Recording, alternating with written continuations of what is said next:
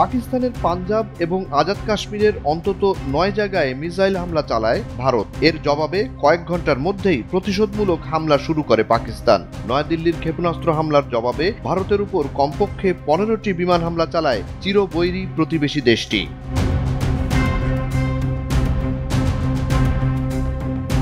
পাকিস্তান আন্তঃবাহিনী জনসংযোগ পরিদপ্তর আইএসপিআর মহাপরিচালক lieutenant general Ahmed শরীফ চৌধুরী দাবি করেন, ভারতীয় যুদ্ধবিমান ধ্বংসের পর পাকিস্তান বিমান বাহিনীর যুদ্ধবিমানগুলো নিরাপদে ফিরে এসেছে। পাকিস্তানের প্রতিরক্ষামন্ত্রী খাজা মোহাম্মদ আসিফ ব্লুমবার্গের কাছে দাবি করেন, 5টি ভারতীয় যুদ্ধবিমান ধ্বংস করেছে তার দেশ।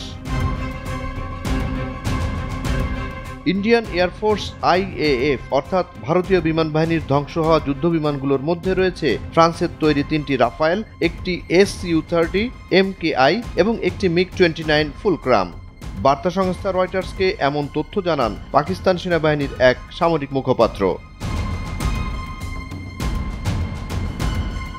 এর পাশাপাশি ভারতের একটি হেলিকপ্টার ভূপাতিত করার দাবি করে পাকিস্তান। পাকিস্তান সেনাবাহিনীর দাবি, কাশ্মীরের আকাশসীমা অতিক্রম করে আসা একটি ভারতীয় হেলিকপ্টার ভূপাতিত করেছে তারা।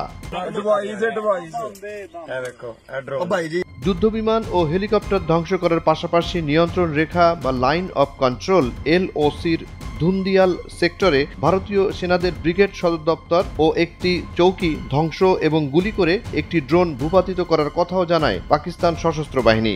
শেষ রাত ও ভোরের দিকে নিয়ন্ত্রণ রেখায় ভারতীয় সেনাবাহিনীর অবস্থানের সঙ্গে পাকিস্তান সেনাবাহিনীর তীব্র গুলি বিনিময়ের খবরও পাওয়া যায়। 7 মে সকালে পাকিস্তান জাতীয় নিরাপত্তা কাউন্সিলের জরুরি বৈঠক ডাকেন দেশটির প্রধানমন্ত্রী শাহবাজ শরীফ।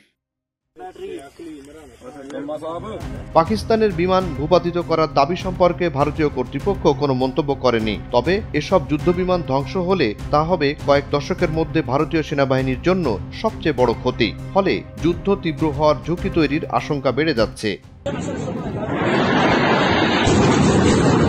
এদিকে ভারত নিয়ন্ত্রিত কাশ্মীরে পাকিস্তান বাহিনীর কামানের গোলায় 3 জন মারা গেছে বলে জানায় ভারতীয় সেনাবাহিনী। স্থানীয় সময় বুধবার রাত 2:45টার দিকে সামাজিক যোগাযোগ মাধ্যম এক্সে এক পোস্টে এ তথ্য নিশ্চিত করেছেন ভারতের প্রতিরক্ষা মন্ত্রণালয়ের তথ্য সম্প্রচার বিভাগের অতিরিক্ত মহাপরিচালক।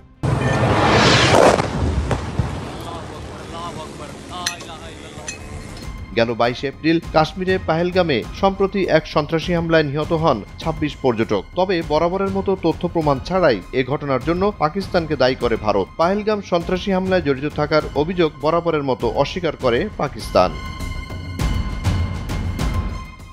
জুনায়েদ আলী সাকি, বৈশাখী সংবাদ।